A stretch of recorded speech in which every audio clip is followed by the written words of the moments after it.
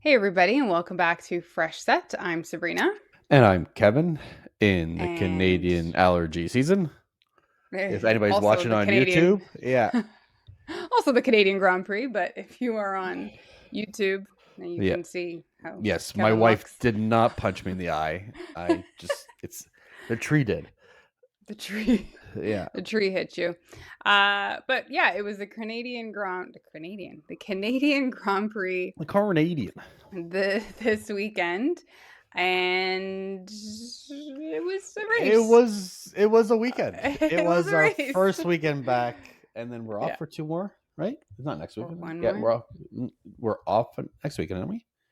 Yeah, Well, off we have a next break. weekend. Yeah, we have a break next week, and then we go back Yeah. to Europe. Yeah. But before we get into it, we are on all your if you socials. on all your socials. I was like, so don't forget to like, subscribe, follow at Fresh Set Podcast on all social media, and then where you find your podcasts at Fresh Set Podcast, and on YouTube at Fresh Set Podcast. Like, follow, subscribe, all the fun things. Comment, share. Yeah, really helps us out. So if you can do that. Maybe explain to all the first-time viewers that this is not how I usually look like. Yeah, it doesn't usually look like this. It's not usually. I'm not better looking. It's just my eyes just not as fucked up. It's just not as swollen and puffy. And yeah. Anyways, so Canadian Grand Prix Friday. We were kind of expecting fireworks this weekend, just because Max is on this potential race ban if he makes one more mistake. George is maybe still pissed. There's this feud that is maybe still there that media is making up, but there's just anything can happen in Canada. Could be cold, could be raining, could be sunny. Could have there's a groundhogs plethora of wildlife. Yeah. There's geese, there's rabbits, there's groundhogs, there's you name it. So we were expecting a big fireworks this weekend, really. And just before the week gets going, we have the Red Bull Junior driver who does obtain his super license, just in case. Yeah, just in case Max decides to be Mad Max, Fury Road, and go, which TSN was saying, and just take everybody out. But we're good. He's gonna make it to Austria, which is the next race. But this spoiler. Yeah. This week we get to FP1, free practice. Major thing in FP1 is that Charles has a bad crash. Yeah, huge. So much so that he can't continue into FP2. Yeah. So he was out for FP2, no time set there. But the crashes don't stop. No. FP2 Stroll. Crashing up. Lance Stroll. Who raced. Who raced? He did. He did race this weekend. I think I mentioned to you that after that red flag, I was wondering if was he going to complain about his wrist again and not have another running. But also in FTP2 we had Max. They track how close you come to the wall of champions by centimeters. And Max came. I think the closest before Max was Hulk. Was 4 centimeters, and Max was at 0 centimeters. So he basically gave his tires a little shave down. Yeah, he kissed the wall. Yeah. But so we had Stroll out. So we didn't even think he was going to be racing. There was all the, rumors of who's going to be racing for them because it was Le Mans this weekend, and Bottas was maybe going to step in. Everybody was possibly going to be stepping in at Aston Martin, but again. It's a Canadian Grand Prix. Lance Stroll is Canadian. I'm sure this is the one race that he does want to race. So I don't know. I find him he's just probably indifferent. He's like, yeah, I guess I'll show up if I must. I mean, my dad's a billionaire. I spend all my time outside of Canada, probably most of the time. I'd probably say he spends probably 3/4 of the year. I mean, aside from his job. Yeah. His chore that he gets allowance for. Yeah. we're never gonna have an interview with either Lance or Lawrence. No. That's fine. So yeah, no, we thought maybe he was gonna be out, or not necessarily. That could affect him, but he raced. He raced, and he crashed in FP2. Yeah, and then FP3. Charles is back. They're able to get the car fixed for FP3. I think it was at that point, let's not stress about it. Let's just fix the car properly, get it back for quality, really is what they want to get it set for.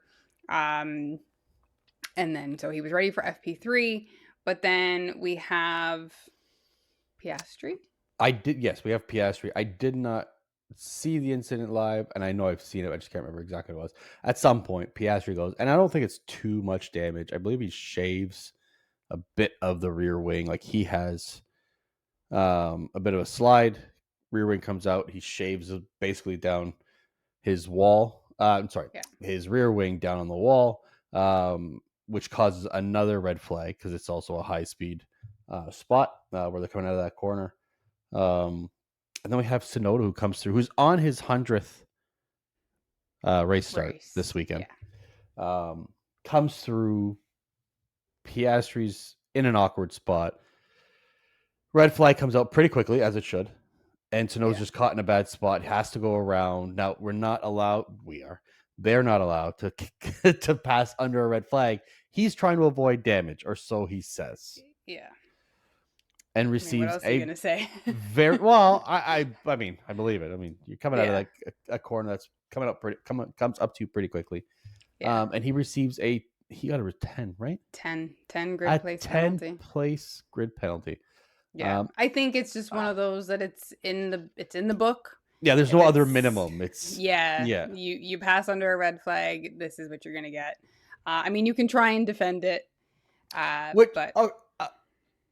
I get it. I get you're either the difference between no penalty at all or a 10 place. Do they need to amend this rule? Do they need to amend this rule to be like, let's look at the circumstances here. If you're coming in through a blind corner and somebody has damage, and as soon as you're coming through this corner, somebody happens to have something happen. If you're trying to avoid damage or avoid a dangerous situation, I think it's okay. I think it's okay to avoid that situation under the circumstances. It's not like this person is going slowly or in an outlap or waiting, or you know what I mean. They're never stationary on brakes unexpectedly. Exactly. You know, have some leeway. Have a little bit. 5 place would have been a little more appropriate. Right? Yeah, I mean, I think this is the problem with some of the F1 FIA rules, is that there is so much room for gray. There's so much room for complaining. There's so much rules for fighting, or so much room, I should say, that it can get so subjective and sticky. So I get why, but I mean, I agree. I do think there should be like a situational clause. Okay, so if it's if it's moving around because of a dangerous situation, it's 5. If it's you literally just pass somebody under a red flag for no other reason than to pass them, 10-second penalty or 10 grid place. And that's what I mean. Like, we leave so much up to race decisions. Not we, but the FIA leaves so much up to the race decisions, up to the stewards and their interpretation of what happens on track, their interpretation of what it is. Let's have some availability for a flexibility in the amount of a penalty. We see it so much on a race day. But certain things, again, I absolutely, if it's in a dangerous situation, it's a red flag. We are not supposed to pass because they've had deaths because of it. But if it's something like, allow for a little bit of judgment. If it's to protect yourself or even the other racer that's there, allow us to, okay, you're still going to get a penalty. We're not taking it away. Give it a 3, give it a 5, whatever.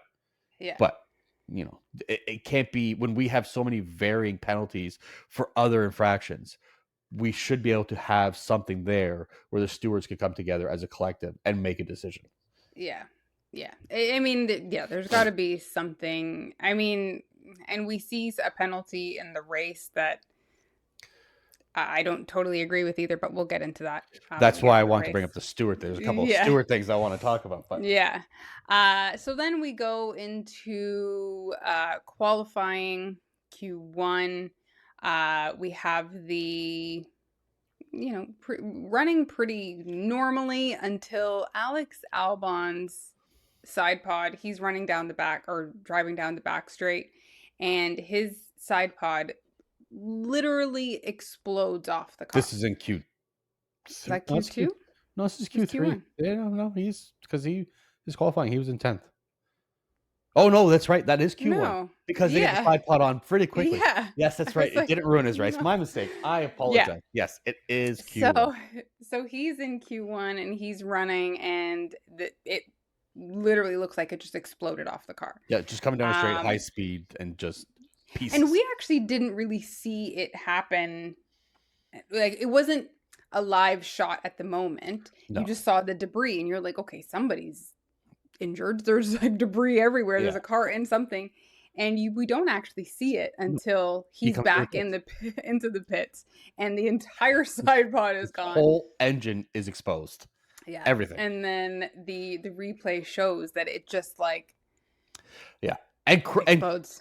And Crofty is very quick to Brundle is very quick to give the information that these are bolted down. The tape, because we see them taping them up or whatever, is just for aerodynamic purposes. Think if you don't tape these things properly, I'm not saying this is the air issue. Bubble.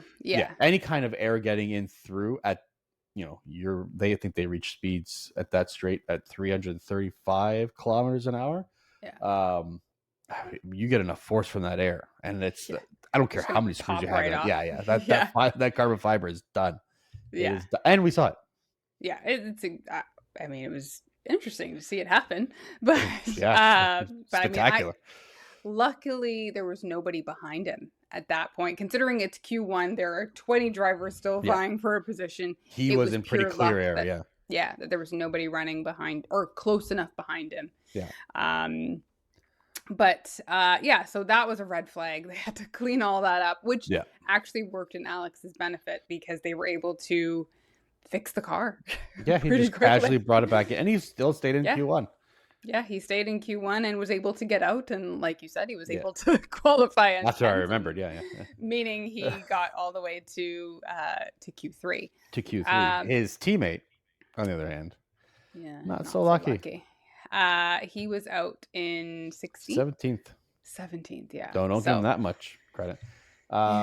But he was massively, and this is another FIA rule that I get it. Like, I don't have a solution for it, but he was massively impeded by Isaac Hadjar, and you see, and it's funny because I remember watching it and I see Albon get out, and I think in Q1 he got out into about 5th-ish around that time. And you see signs in 17th, and you're like, why is there such a time gap? Like it's not even remotely close. And then they show the replay, and Isaac Hadjar I want to kind of give Hadjar the benefit of the doubt that he's in an area where it's tough to get out of the way. But he is directly in his way. Just right in the way. And I mean, I think we also have to, I think we saw it in Monaco with Lewis and Max coming up behind. They are relying on their team to tell them, hey, move over. Hey, like you're on the wrong. Should they be dry?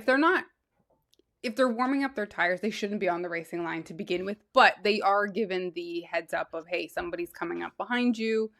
I think we saw it a couple times this weekend that not everybody got an impeding, but there was kind of like, hey, someone's coming up behind you, or there's 2 people coming up behind you. That's another one that people got caught out with. When we come to Canada, like we have a couple of chicanes, a couple of tighter corners, or successive corners. So it's not unheard of to be caught in a bad spot. No, definitely. So Carlos out. Stroll, I think, was out in. Stroll's out in 18. Yeah. Gasly in 20th. Lawson in 19th, and Bortoleto, the odd one out, in 16th. Q2, I mean, normal racing, no side pods exploding off cars. Yeah. But and then Q2, who did we see out there? Everybody else of the usual suspects that you would normally see, like Yeah. Colapinto, Hulkenberg, Behrman, Ocon, Bortoleto. And the odd one, again, out of this one is Yuki just not being able to crack that top 10. I don't know. And what position was he? 16? 11th. Yeah. And this is like, they asked George on Thursday. They had an interview with him, and after qualifying. And they had asked him, where he thinks his car ranks in the speed category. Like, obviously it's McLaren's in first. Does he see Mercedes, early spoilers, but does he see Mercedes as that second fastest car? And he said, no, I still think the Red Bulls are up there. I don't know. After this weekend, I don't see, and even then, even at qualifying, I didn't see Red Bulls as the second fastest car. I see Max as probably the best driver out on track and pulling everything he can out of a car that nobody else can pull anything out of. Yeah. But if you're going to look at, if I'm going to look at car by itself, I'm going to put the McLarens at first. All right. And it makes it easier for their drivers to drive. I'm going to probably put that Mercedes at second, probably right now. You can have drivers that can pull something out of this car a little bit easier than anybody else can pull out of a Red Bull. I mean, I think that's something that we've seen over the last 2 seasons. I mean, season and a half. Yeah. Is nobody's really pulling what they can, or what Max is pulling out of the Red Bull. So it really is just the one Red Bull that we're saying is a fast car. I'm saying it's the driver. I'm not even saying it's the car, because I think if you put Max into a McLaren, he does what Max did in 2022, and he blows everybody out of the water. You think Max in the current McLaren would do what he was doing in 2020? I think so. Maybe not to the same level. Yeah. But to a similar. Yeah. I mean, the McLarens are doing it, other than. But if you actually asked me if it was going to be, would the race be as tight as it is between Piastri and Norris if Max was in one of those cars and either of the other ones was a second driver? No, I think Max would be on a tear, and that ahead. gap would be quite a bit more. Yeah, that's probably a fair assessment. But yeah, I mean, I do still think, I don't know if I would put the Mercedes in second. I think it's tight. I'm not saying it's by a lot. But I think it's closer than George was letting on. I'm not done saying that he believes what he's putting out there. Yeah. He's just saying he's being political. When you see, and Kimi Antonelli, no knock on him, he's a phenomenal driving talent, a young talent. But when you see those two cars where they're at as drivers, pulling that car into what they're doing here, and you're not able to do that with the Red Bull. I feel like Max's talent is pulling more out of that car than the car should be allowed. You know what I mean? Yeah. Yeah, I see what you mean for sure. Yeah. So Q3 we have a big segment for Q2. Just we have Q3. I mean, comes down to the wire, really, which it usually does. Yeah. But unexpected. I mean, not early on, but getting close to the time being done, we see that Norris is just not putting up times, which is good depending on everybody else, really. Good for them, bad for him, but he is just not able to get his car fast enough. And I mean, I think at one point he was in 5th, and then he had to run another lap, and he botched that lap at the end. Everybody else was just improving, and he actually qualified in 7th, which is not good. Not good, especially when an Aston Martin qualifies ahead of you. And you're only 6 100ths ahead of the Ferrari, with Charles Leclerc's Ferrari. Hamilton actually qualified pretty well. He did. But yeah, so we had down to the wire. We have Piastri go. He puts up a great time. He gets first. Then we get Max puts up an even better time, which is like 0.5 of a second. Or yeah. And then we're like, okay, this is it. But Russell's still running. We're like, we're running, but it's gonna be fine. And then all of a sudden, Russell just is able to pull, like, and not by a little bit, yeah. by over 1/10 of a second faster than Max on that lap, which Russell's always been good in Canada. Him and Max last year put up the exact same time. Yeah, it was only that Russell had put his in first. Do you remember what his time was last year? No. This kind of disappoints me for what's going to be, because we see such an improvement year over year over year over year. Last year they both put up an exact time of 1 minute 12 seconds 0:00, like right on the dot. I didn't remember that at all. Exactly the same time in Q3, their fastest running. This year they did that in Q1, so they're 1:12.075, 1:12.054, Max ahead or whatever. George put up a time under 1:11. The Mercedes has improved over a second of that lap. Yeah, I mean, and George was on pole last year as well. Yeah. Max improved a second. George is 1.1 seconds. So yeah, I mean, I was not expecting. I mean, we did see the Mercedes being fast during the practices. Yes. I did not think they were going to be able to pull this out. No. And so much so that we have Kimi Antonelli in fourth. Yeah, fourth. Once Max eked out over Oscar by 0.06 seconds, I thought it was done. I thought there's no way that George is going to beat him. Yeah, I mean, he was flying, but I don't think there was purple. He didn't have purple sectors. I don't remember. I think he might have had one. Or there's one middle sector, or He might have, and I think it was in the first sector. But he was 0.4 faster than his teammate. Yeah. I mean, that's a big gap. Yeah. So, I mean, and so he takes pole. Max right behind Oscar, and then Kimi Antonelli. Yeah, Georgia's second straight pole in Montreal. Yeah, which feeds into the drama, right? This is now feeding into like Max is going to, the media had a heyday. They've got this one penalty. All the questions. Yeah, they've got this. He's got this one penalty point, or that if he gets it in this race, he's going to be banned from the next race. The feud is going to carry over, which, I mean, those two side by side. Aside from Spain last week or 2 weeks ago,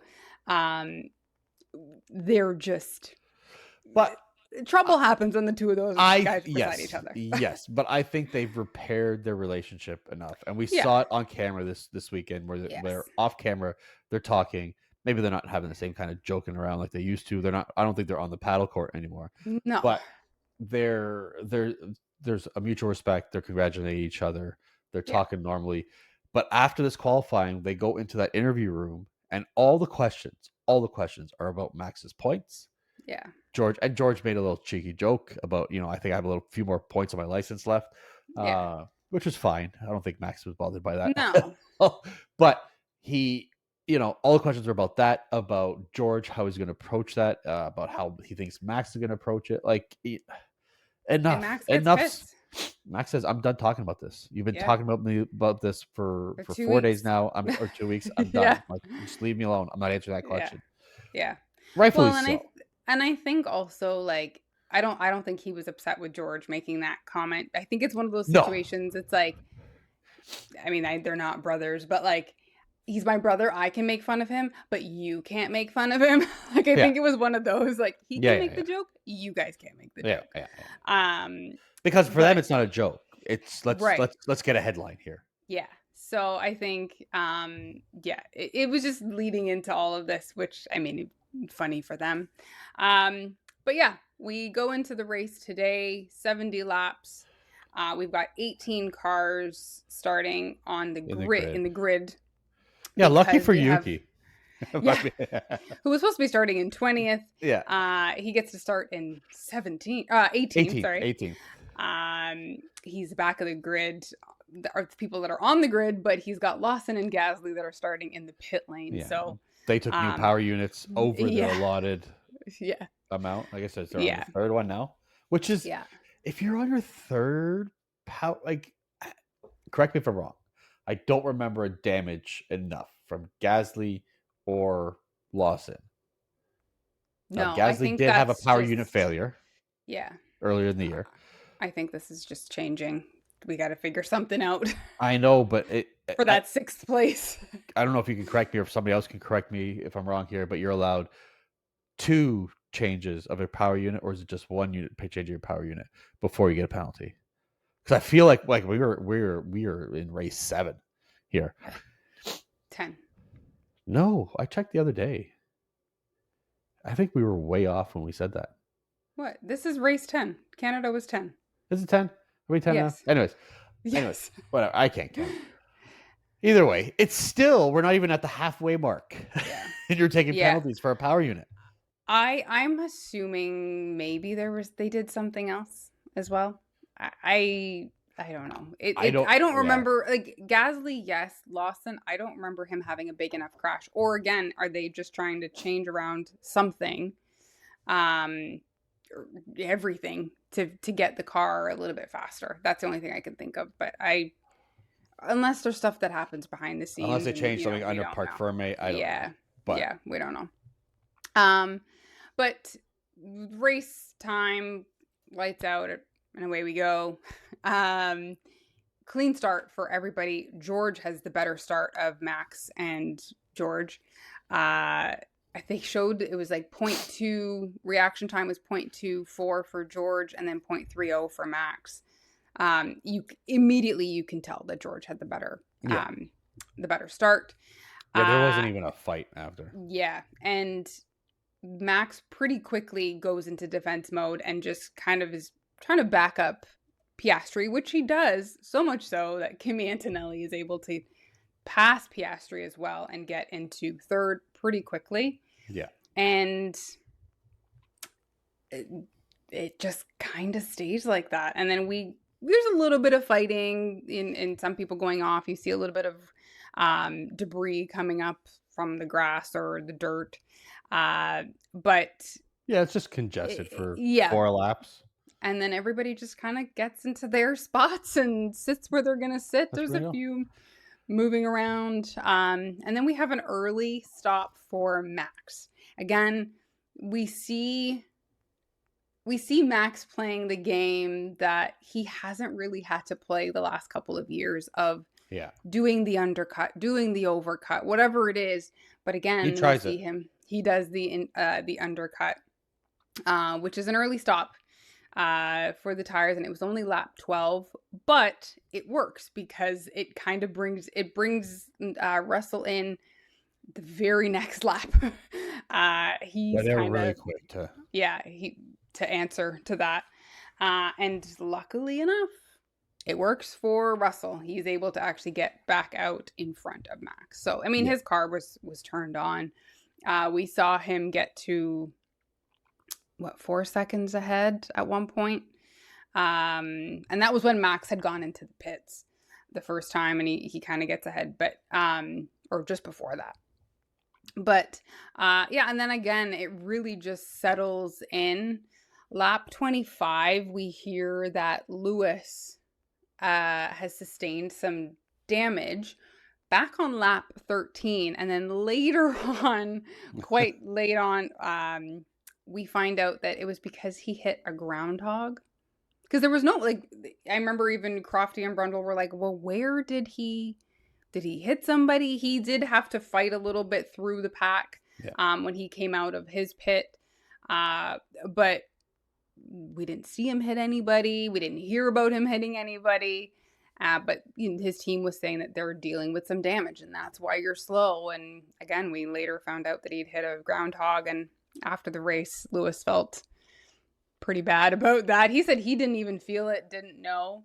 But there's a picture, and well, I mean, You take a carbon fiber car. Yeah. Against a flesh-bodied little animal, rodent. Oh, God. Yeah, that thing's just getting torn up underneath. Yeah. Who's cleaning the undercarriage after that? Not me. Yeah, oh, just that's so sad. I mean, by that time, it's probably like burnt right off. Gophers are rodents; they're fine. It's okay. It's okay if it's gone. Well, I mean, but yeah, by the end of the race, that's totally melted right off the car, melted onto it, or melted into it. It's just ingrained in the chassis. Yeah, you have a tooth somewhere. Yeah. And then, after that, we kind of hear Lewis get on the radio and he's like, I'm nowhere in this race. And he's right. He is just kind of a sitting duck. But he's a sitting duck that nobody's really that close behind him. No, nobody's also in front of him. Yeah, we see him like he's plus 40 behind the leader out of nowhere. Yeah. But at that same time too, I think the closest person behind him was like 12 seconds behind him. So he really was just doing his own thing for quite a bit. And I will say, Lewis has been consistent this whole season with kind of doing that. Yeah. He's hanging around that 5, 6, 7 position. And nobody's around it. He's not catching anybody, and nobody's catching him. Yeah, but I mean, he outqualified his teammate. He should have had a better showing. Apparently, there was enough damage where he's half a second slower. Yeah. On a lap, and that's where I'm assuming either, I don't know if it was to the leader or to the fastest lap, or to their expected delta. Race pace. Yeah.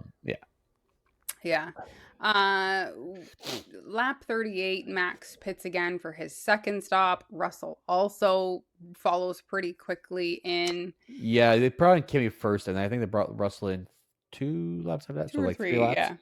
Yeah. And then this is where we have a penalty that I don't totally agree with. Stroll and Gasly are kind of they're doing their racing, midfield. Further back, midfield. Somewhere back there. Middle of the back. Yeah.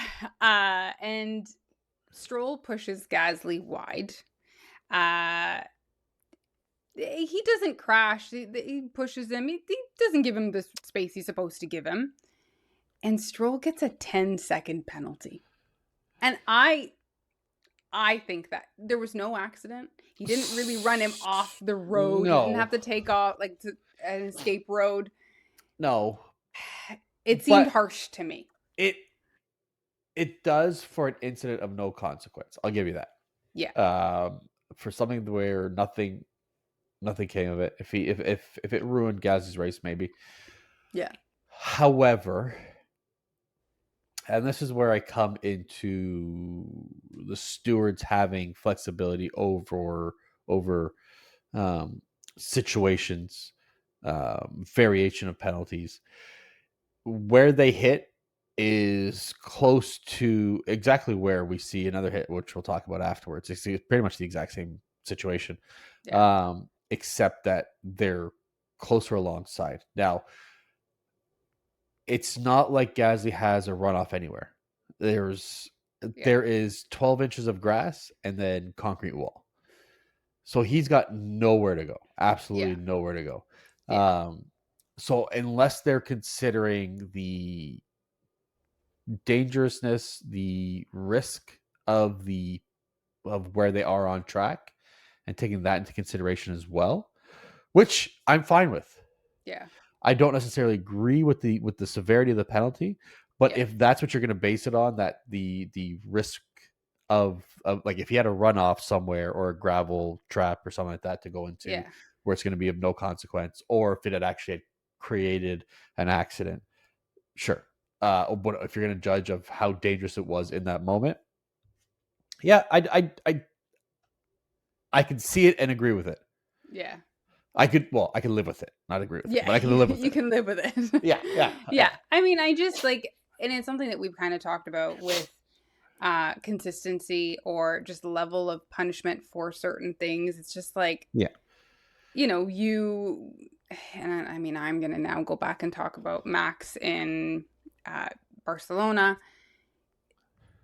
We could argue that he got off easy for a dangerous intentional. For what it could be. Absolutely. Yeah. Like, so, but then he only got what was it? He got a 10-second penalty, and then he later got points. And 3 points. Yeah. 3 points later on. That impacts him, but it doesn't impact necessarily his current race. The 10 seconds did, but yeah, I mean, what Stroll did versus what Max did is that they're both 10-second penalties. And we'll talk about it. We'll talk about it after. Okay. But we also have different stewards this weekend. Yes. Yeah. Well, I'm assuming. I haven't looked at. I haven't compared the both of them. But as far as we know, there are stewards. Well, in general, we know could be different, or there are at least a couple different. Yeah. I agree with it. Yeah. I agree with your point of it. I see it as a risk reward kind of penalty, which is subjective. And I mean, if we're not going to, and we'll get into it, but if we're not going to pay these stewards and set a standard, hey, that's what you're paying. That's what you're asking them to do. You got to deal with it. Yeah. That's what you're asking them to do. Yeah. Yeah. So, and we'll talk about that. But, we will. And then shortly after, we see Albon retire his car, and he retires in a really good spot. There's a yellow flag, no safety car. Yeah, just because he stopped. Pulls right off. Yeah.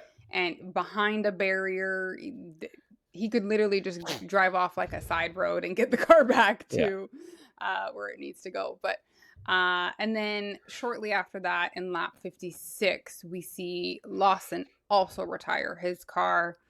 Yeah. Which he started from the pit lane with that power unit change, which is not good that you are now retiring your car after that, but whatever. And then I would say that was lap 56, but I would say the real racing of this race started on lap 55, right before Lawson's retirement. Yeah. Is when we start to see things come alive. And it's up 70. Yeah. People are realizing I don't have that much left. I've got to, go for it. Cars or tire grading or degrading or graining, as well as like either coming back to some of these cars are getting heat back in, like the cars are coming alive at this point. We see Piastri starting to struggle getting through the back markers, which is really messing things up for him and Norris, who's now behind him. We see the McLarens getting close. Poor Lewis is still in his own little world trying to get through as well. But the back markers for the second race in a row proving to be a problem. But is it enough of a problem? Is it enough of a problem? No, I think it's just a problem of just messing with people's races. And I think it's just a symptom of the track. Now we see them released into tire changes and whatever, and they're just in bad spots. They come up upon these back markers. Now we already have these leaders in a race, so we already had double stacking this car. And when they're coming up on them, they're coming up to a straight. Now all of a sudden, whoever's in the lead car passes them, and that person in the back has to wait till this corner, this chicane, has to go through, and that's just a symptom of the track. And then they pass them pretty quickly after that. Yeah. Now I am looking at the race results. Yeah. We had lapped cars up again to 9th place. Mm-hmm. Get rid of the fucking blue flags. Because one of the reasons we see Russell, who's able to start on the lead, keep a lead, or second or third or fourth or whatever, and keep their position, is because we don't have a fight once we reach back markers. Yeah. If I'm a back marker, I don't want to be passed. I don't want to be told to be passed. You want to pass me? Pass me. Yeah. Make it stick. Like, make it a real racing move. Yeah. And you know what you're going to do after that? You're going to back up everybody else. And we're not going to have lapped cars for more than half of the grid. We're going to have lapped cars maybe up to 15. Yeah. Yeah. And it's going to be a struggle. And we're going to have fights at the front. Yeah. And those back markers are going to be taking out front runners, and people are making their life hell. Yeah. They're going to be defending on that main straight where they can just, instead of getting off the racing line, they're going to be defending the inside line or the outside or what have you. Yeah. I mean, it was just interesting in the sense that, like, it brings drama having these blue flags, and especially on these tracks where the cars are so big, and it's not always like I can move over right now. Like, you got to give me a couple corners to move over. But I would say it brings less drama. I would definitely say it brings. Yeah, I think 100% it brings you less drama having a blue flag, because we don't have. If we have a car that's able to defend a position, I don't want to be lapped. That's humiliating to me. Right. I'm gonna defend as much as I can to get this. Yeah. I'm gonna make their life hell. I'm not gonna just dilly-dally off to the side here and take my foot off the throttle so they can just go right past me. I'm not going to do that. Yeah. I am going to work my ass off. Not even work my ass off. Even if it's a little bit, it bunches them up. And that's what I mean. That's what I mean, though. Is like it does give a little bit more drama to, the Piastri, who was kind of far ahead of, not far, but he was 3 seconds ahead or 4 seconds ahead from Lando.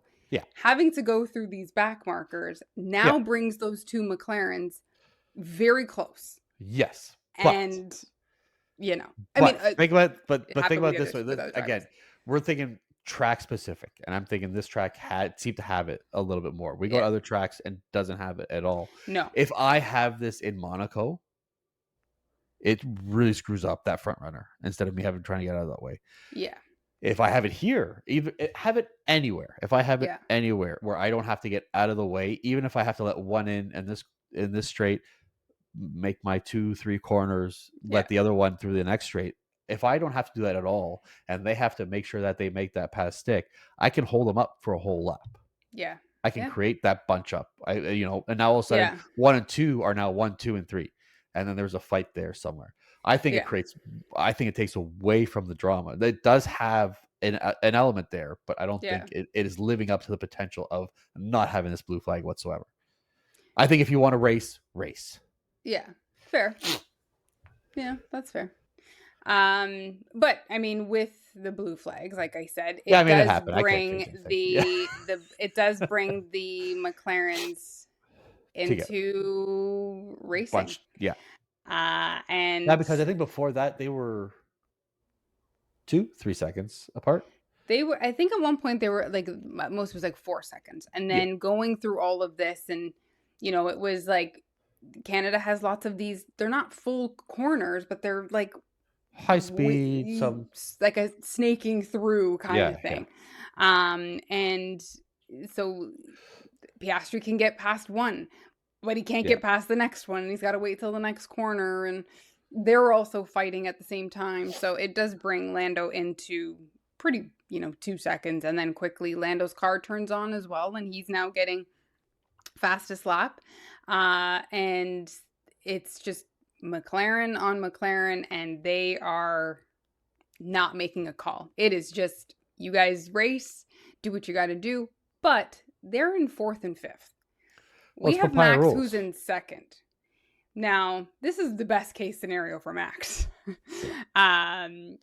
Let them fight back in 4th and 5th. All Max, and we talked about this last week, is all Max needs to do for the next few races is get them to mess up, and he needs to finish above them and get them to mess up. Yeah. And it was delivered on a platter. Scripted, yeah.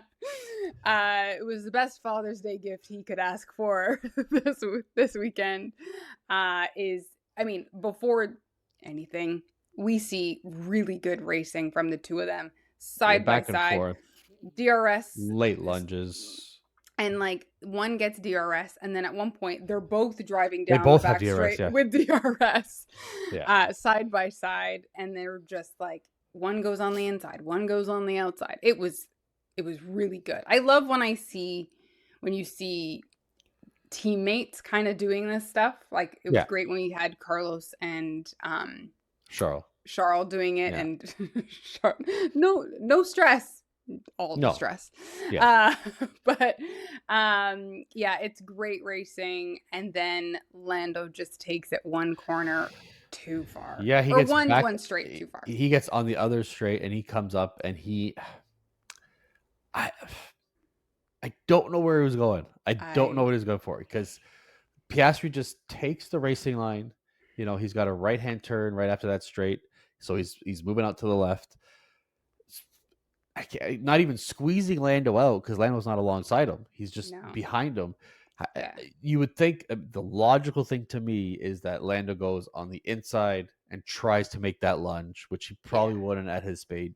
But regardless, that's the only open space he has, and he still continues to try to put himself between Piastri and a wall and puts him right into the back of Piastri.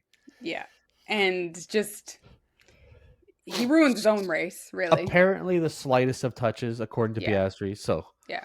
I mean, it just clipped, and I think what happened is it clipped the wing at the wrong part of the wing, of Norris's wing. I don't think it really matters. I think he went right into his back tire at full speed. Yeah. Just that force has just ripped it right off. Yeah, he drove over it. It went onto the track, and Piastri's able to continue. Lando and then ends up bouncing back into the wall. He loses the other tire on the other side, and it's just game over. He's immediately on the radio. Yeah. He's sorry. Pretty quickly, yeah. Yeah, he's like, I don't even know if his car had even stopped. No, he's like, I'm sorry. That was my fault. Yeah, my bad.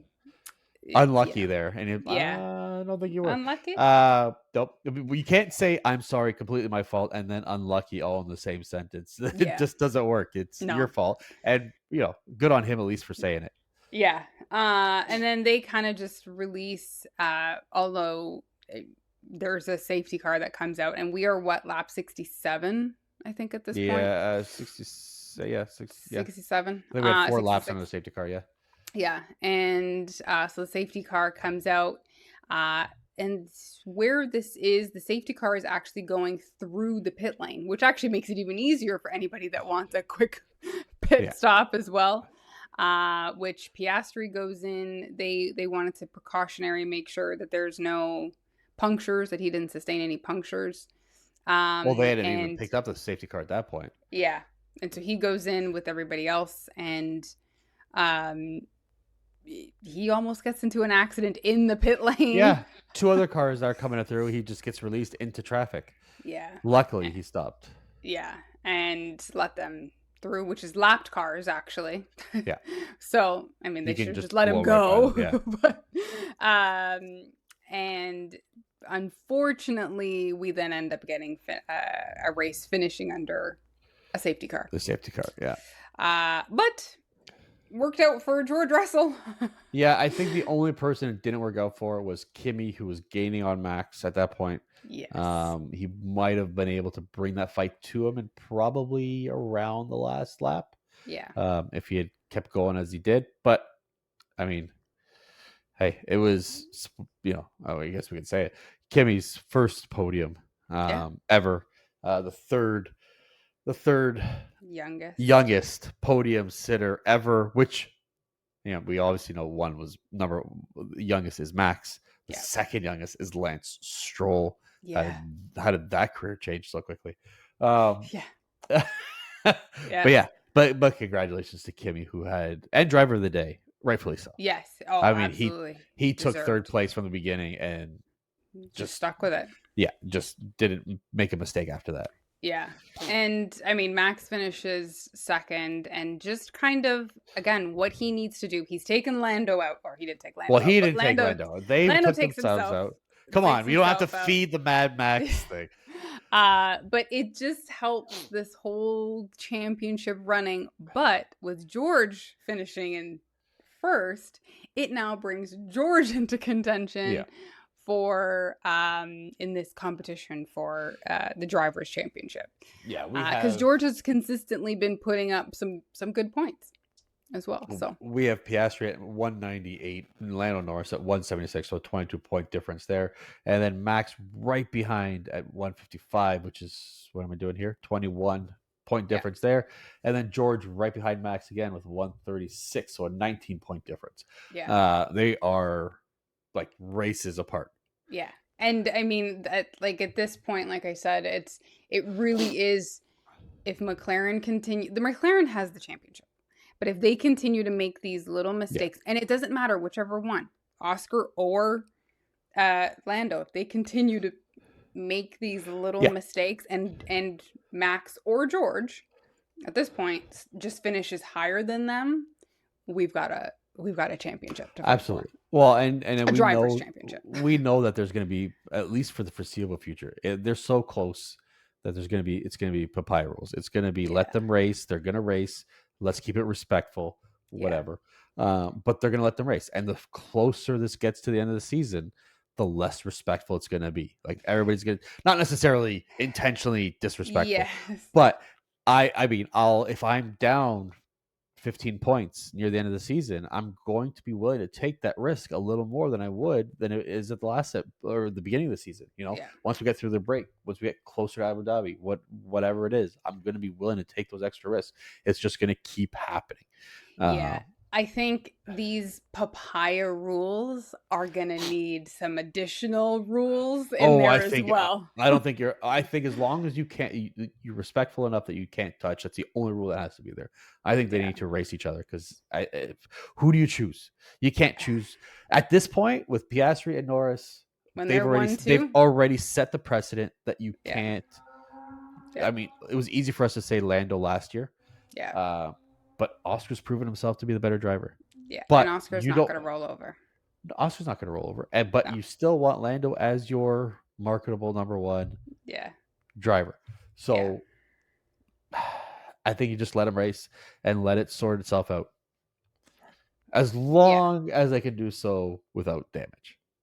Like, don't throw away a driver's championship. Yeah, I think there's going to be a conversation, or there has been a conversation already tonight, but I think there's going to be a bit of an amendment to. I feel like they're not having that conversation. I think because Lando's like, my fault. They're like, they got it. They got to figure it out. It's not a problem. And then they're going to get bit in the ass once we get closer to the break. Yeah. I mean, if they have another race like this, everybody's getting. It's just going to be the McLaren syndrome. Yeah. So I mean, that was Canada, Canadian our Grand home Prix. and native land. Really, it wasn't the most exciting race between lap 4 and 55, 56. but it was a race, and the end was if they'd shown the groundhog, they would have had some excitement in the beginning. Yeah, at least we would have known why Lewis was going so slow. Yeah, honestly, we would have known what was going on. But again, it's really weird that and I know these cars, anything makes a difference, but it's really weird that it was able to cause that much damage, and Lewis didn't even know. Yeah. But I mean, I guess we also see cars retire, and the driver's like, "What? Everything looks fine to me. Everything feels fine." Well, he doesn't know. He doesn't know what's going on. Yeah. So. But yeah. So a little bit of news that we had. Yeah, a little bit of news. I don't know how much news I want to talk about, but this weekend we had a FIA steward who was relieved of his duties at the Canadian Grand Prix. His voluntary duties? His voluntary duties, yes. Derek Warwick. He was assigned, I don't know if you have to volunteer for races or if you just get put in a pool and like you're told you come do this one. But either way, regardless, I know they get paid for like travel and their travel expenses and all that stuff. But they don't get paid to be there. Yeah. So he had made some comments earlier, just before the Canadian Grand Prix, or during. I can't remember exactly the timing of it. More so centered around Max. So again, back to the Max penalty and everything, and him saying, I believe he might have been. I don't know if he was a steward at that race. I think he was, or he was just in maybe a stewards group chat. Who knows? But talking about how Max, yes, the penalty was 100% deserved. Everybody knows that. I don't think there's anybody that's disputing that fact. Yeah. But also saying things that there were some people that were calling to make an example of Max and have a harsher penalty, like an absolute race ban right from that start. And then for comments like that comment, and I think there was another one that was a little bit smaller, like a little less consequential, but he got a ban. He got a 1 race ban for making those comments against the FIA's unauthorized remarks in an interview where he commented on it. He did also say this to a gambling site. So yeah, so I guess they did ask that's in on it too. Yes, I guess that might be been part of the unauthorized remarks. Maybe they didn't authorize him to speak to that person. Yeah. However, yeah, you are not an employee. I get you volunteer for a group. Yeah. But to tell them, like, I feel like this is more of like pulling back the veil and FIA not wanting to see what's behind that veil. I'm like, well, you open your mouth, shut the fuck up. You know, basically the old mafia omerta. You talk, you're going to get killed kind of thing. But he'll be back. But, you know, if you want to keep, I don't want to say control, but you want to uphold a standard within your organization, within your racing product, you know, within your, you want to set a precedent for professionalism amongst your crew that you're supposed to be, you know, officiating all these racing series. Have salaried employees. All of these racing series pay you, and we've talked about this already, but you pay that they pay you millions of dollars a year in fees that you tell them they own you, they owe to you. And then, you know, have a set of 7 or 8 or 10 F1 stewards who are maybe even multifaceted. One of them could do WEC, one of them could do rally, whatever. But, and you can pull from pools so they're not all the same. But have a roster and have them salaried. They're already volunteers because they love to do it. So throw them a few dollars.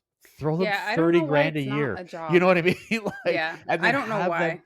And have them as part of your organization. They already go through the whole code of, guaranteed, the code of ethics thing, the whatever, all their shit that they've got to do. They're already doing it. So now, if you want, if I'm a volunteer, if I go volunteer at a soup kitchen, it doesn't mean I can't go talk shit and say whatever the hell I want about my experience, what you're seeing, or exactly. It's my experience. I did, you know. Like, I do understand, like, not wanting them to go out and talk about decisions and how it's made and whatever. But you need to, I just don't know why they aren't paid. Why is this not a job? Why is it not a formal job? It should be. It should be. Like, it brings more integrity to their position, especially now that we've seen one of them completely fired and a second one suspended. Because you didn't like what they talked about. But if you want to keep control of it, that's what you have to do. You have to make that part of your organization. I mean, I think we can look at them as a version of a ref, right? Refs get paid. Sport, refs get paid. Like, and refs get paid across every other sport.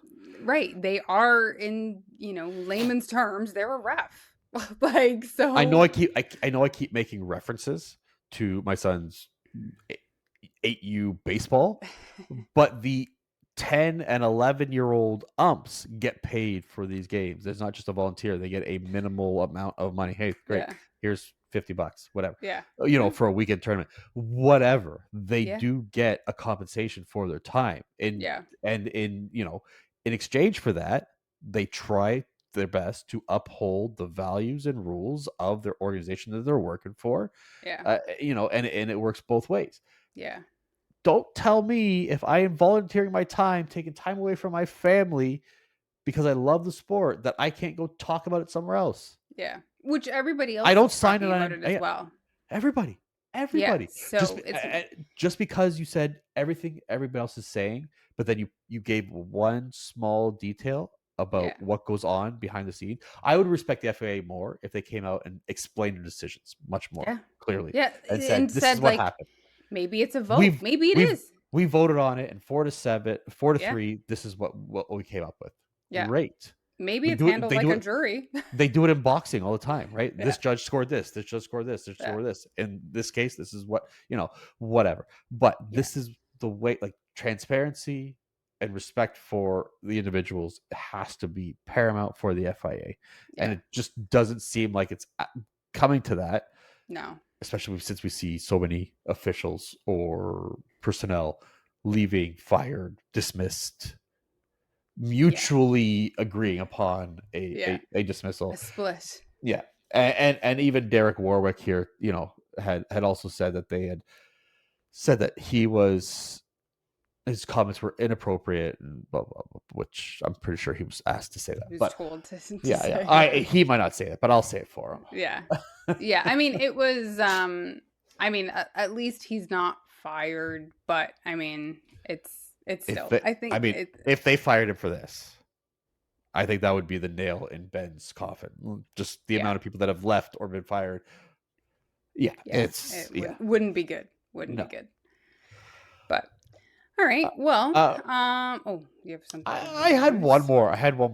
So we're over the 1 hour anyways now, so we'll just keep going. Is it time to get rid of Danica Patrick? Yes. Okay, that's it. Good night. Yeah. So I mean, there were multiple points today, and now I'd spoken. I know Jenson Button was, not to say that he was scheduled to be here. I don't know, or not. I'm sure he wasn't scheduled, but I'm assuming one of the reasons that Danica was here is because Jacques Villeneuve is not, and Jenson Button was racing in 24-hour Le Mans this weekend. So they had Nico Rosberg on Sky Sports. They had Danica Patrick on Sky Sports as well. And I don't know if it was the same occasion or 2K. I believe it was in the exact same moment. But Danica Patrick makes this is after FP1, FP2. I believe this is on the Friday night after racing or after FP3. I can't remember exactly. But she's talking about the track, and she says that it's not an overly difficult track, complicated track, where we've already had 2 red flags, at least, depending on when these comments were made.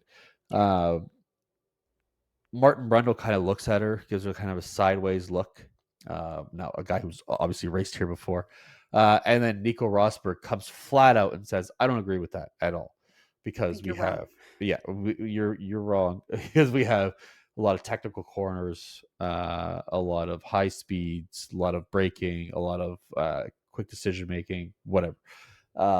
2 DRS zones that are kind of close. So they're right after a chicane. Yeah. There's one DRS, a chicane, another DRS. Yeah.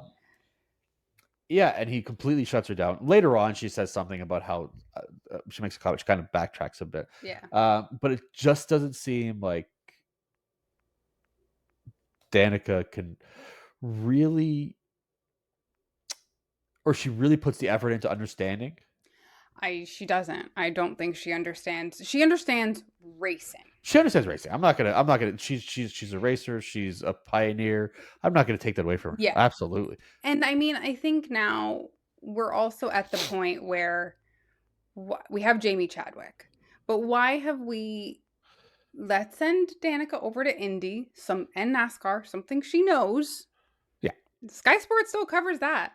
Let's bring in some of the other. We can bring in another girl. There's other female drivers. If that's your concern, is diversity and right. And we can bring in another driver that has been in at least a Formula 1, 2, 3 series. We don't need to still be using Danica.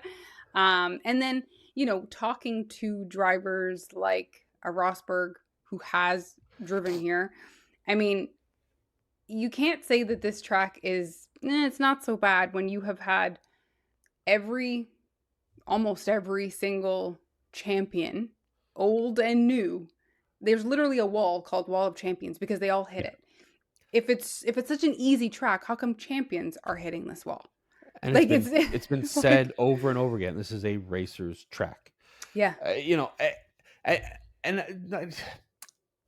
I'm just looking at the caliber of Sky Sports' commentary team. We have Martin Brundle, who is, I mean, the guy went head to head in an F3 or F2000, whatever it was, against Ayrton Senna and fought him for a championship. He raced in F1. We have Nico Rosberg, who's a champion. We have Jenson Button, who's a champion. We have Jamie Chadwick. We have multiple racers people who live the sport understand the sport. And I get she understands racing. Yeah. But she has fallen short of the quality that Sky Sports has brought time and time and time again. And I have never once seen anything good said about her as a broadcaster. Yeah. Yeah. As a broadcaster on F1 or Sky Sports. Whereas people sing the praises of Jacques Villeneuve, and people, he's a controversial figure. I'll give him that. Yeah. But he is also a champion as well. And some people respect what he has to. I mean, some of the stuff that he says, it makes sense. Like a little. I mean, I appreciate the bluntness. That's the other thing. I appreciate the bluntness of Rosberg and Villeneuve when they talk to, especially like somebody like Crofty. It just seems harsher when it comes to Villeneuve. Yeah, and it's already harsh when it comes to Rosberg. It's the French. I think so. I think so. French. That's my little dig against the French. But no, I just think it's time for Sky Sports to move on from the Danica experiment. It's been long enough. It's been 3 years. It's third year. Yeah. It's time to move on. Yeah, it's just not working. She's consistently kind of said things that are just not great, inaccurate. Yeah. I don't think she totally understands the Formula One of it all, or Formula. Like I said, I think it's the Formula Series that she struggles with. Yeah, but it's not her wheelhouse. And no, it's not. I feel like they bring her here. I feel like they bring her into the broadcast to, one, appeal to American viewers, because it's an American voice and she's the only American voice. There. And especially when it comes to the American races, you want to bring her in as a special correspondent for COTA, Miami, Vegas, and that's it.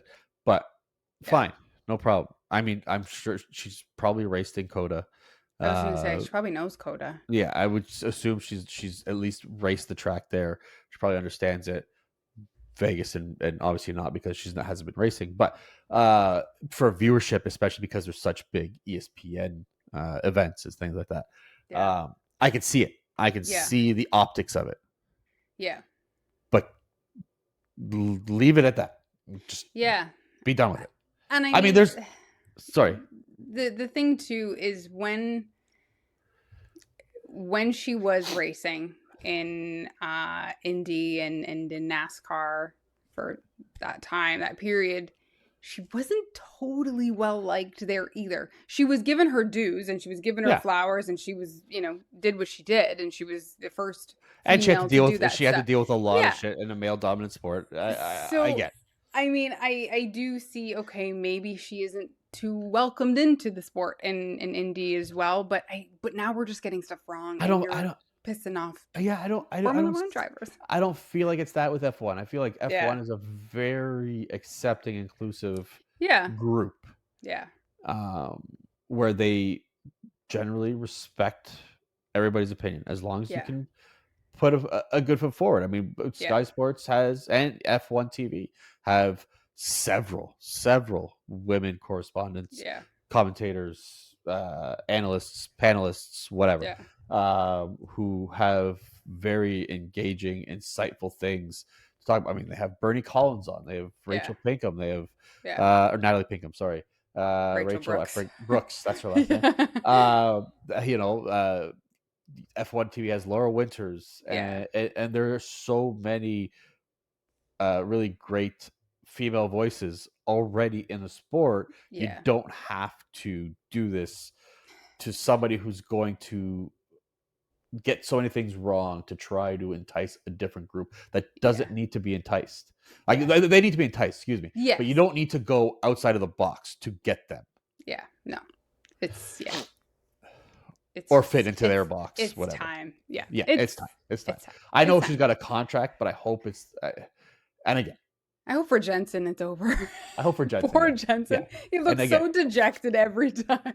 Nothing against Danica as a professional. Yeah. I just don't think the F1 commentary has worked out for her. Yeah. And it's shown. Yeah. Just it's time to move on for her. Yeah. Yeah. Hopefully. Maybe this is the last season. We don't know. Maybe she'll go over with Will Buxton. Yeah, Will Buxton. In Indy. Indy, yeah. I think that would go over better there. Yeah, probably. Yeah. Probably. Anyway, that's my rant. But yeah, It sounded sexist coming from me. I wish you had brought it up. But... Yeah, totally. I'm just gonna leave that there. But that'll be the clip of us for socials. But yeah, so let's get into fresh set and dirty. Oh, we got to do that too. Yeah. Yes. I guess I could have left that for my dirty air. But would you like to go first? Yeah. I mean, I'm gonna go a little bit. I kind of have a 2 here. I'm gonna go fresh set Kimi, obviously getting his first podium. 18 years old, 10th race in Formula One. There you go. You got your podium, first podium. He's been knocking on that door. He's been fourth a lot of these races. He's had a rough couple, like that kind of European stint there was a bit rough for him, but this I think is exactly what he needed. But a weird fresh set is the McLarens fighting, not the crash, but just I was racing. Almost going to go to that. I was almost really yeah. I was almost not the crash, but like just the actual fighting that they had. Like I wouldn't say fighting, the racing. Got shown. Yeah. It was really good for kind of a boring race. So yeah, the McLarens. Okay, I will do a similar kind of 2. One's not really 1, but it was just kind of just like a little, hey, thanks, you didn't fuck it up. But I will give it to Kimi. I mean, this is what everybody's been kind of waiting for, to see how well he could do. It wasn't just that he got the podium, it's how he did it. He took it right off the line and he never gave it back. So good on him. It really shows what he can be and what his future is going to look like. Very soon, probably. So congrats to him. I don't know if his father was there on Father's Day. I don't think yes, I think was his father there? Yeah, I think pretty so. Cool. And his phone was ringing right away. Was it? Okay. I didn't see him in the paddock. That's pretty cool. Okay. Yeah. So there you go. That's another part of the fresh set. The other one was going to be the city of Montreal. You didn't fuck up the Canadian Grand Prix this year. Yes. You didn't turn away, at least not that I've heard so far. No. You didn't turn away people, so you can't go to this gate, whatever. You really just did well. I don't even want to say step it up. You just did your job this time. You just Yeah. It was all good. I don't know if you had noticed. Did you see the F1? Was it F1? I believe it was the F1 Montreal Grand Prix kind of advertisements for it, like the week before. They all have like a weird tinge of hint of like reddish and brown, and I'm assuming it's supposed to be for like Maple Leafs and the colors of fall and like what you kind of associate with Canada, like those colors. It just looked like the fire brown. It looked like the forest fires. Yeah, it was Pirelli. Sorry, it was Pirelli that put it up. Yeah, okay. And they put up a promotion, and it just looked like the forest fires. I'm like, this little. I mean, you could have changed the hue, saturation a little bit. Maybe we don't want to talk about it, especially because we weren't sure if we're gonna have the race. But anyways, that is not my dirty air. You can go ahead. Yeah, I mean, my dirty air was that it was a bit of a boring race. Again, like between lap 4 and 55, it was not much going on. There was little things happening, but I mean, it just wasn't like, oh, great. Just like, oh, this is happening. It just wasn't exciting until the very end. That was kind of it for me. Mine was going to be Lando Norris. He redeemed himself with the apology quite quickly right after that. Yeah. So I don't necessarily want to give it to him because he fucked up. He's not that he's going to hear this, but I'm sure he's already feeling as bad as he probably could. I'm going to give it to the wildlife in Canada. There always seems to be a problem. Canadian wildlife, and I know protected bullshit. We can't get rid of them. We can't take them off the island. It's also like an island. There's like a theme park on there, and there's roller coasters and all this bullshit. But we can't get rid of them. We can't spray to get them out, or send out animals to hunt them down. Whatever. But it continues to be a problem every single year. Yeah. There is a goose. There is a duck. There's a groundhog. There's whatever. There's a pigeon. Yeah. Excuse me. We got to do something about these friggin' animals because they continue. Before it's fine. Everybody's like, oh look, there's a beaver. Oh no, I think it was a groundhog. Whatever. They have a fun little interaction. Yeah. Ollie Bearman had one in FP2 or something like that. Yeah. He was like, what is that? Yeah. He's never seen anything like that. Yeah. He's never seen a beaver. For anybody that can't watch on YouTube. But it wouldn't ruin, and it literally ruined somebody's race. Yeah. They're a problem. I don't mind that the groundhog's dead. No. I mind that it ruined his race. Well, there's a lot. They're rodents. They're rodents. It's just, but it can be really dangerous. Like if it's hit badly, like it can cause accidents. Like it's not a good thing. I don't know why they don't get scared and stay down either. Like what animal hears all this noise and is like, let me go look. Well, you wait till 1 year. A deer or a moose shows up on this fucking track and it literally kills a driver. Honestly. I mean, it won't, but still, that would be the most. Because if there was a moose that showed up on track with like a Canada goose just perched on his back, that'd be the most Canada thing ever. Okay, maybe it doesn't have to be on his back. Yeah. It could just be beside him. Yeah. They've got to figure something out to do with these groundhogs. You're where on my side now. Singapore, is it Singapore that we have the snakes or iguanas? The lizards, No, even Mexico, don't we? I think no, because it's in the stadium. Maybe it's in the stadium. No, I think it might. Yeah. Either way. There's just you don't see these things in Europe. Tracks. They kill their insects and rodents. They do. You're telling me that those Italians don't just kill every single rodent that's around because they can have the purity of racing? Yeah, that's true. 100%. Yeah, that's true. Yeah, Enzo's got that locked down. Yeah, no animals around. Yeah. All right. Well, on that note, that's it for us this week, and we will be back next week. There is no race, but we will be back, and we will see you guys next time. Yep. Grab a fresh set. Bye.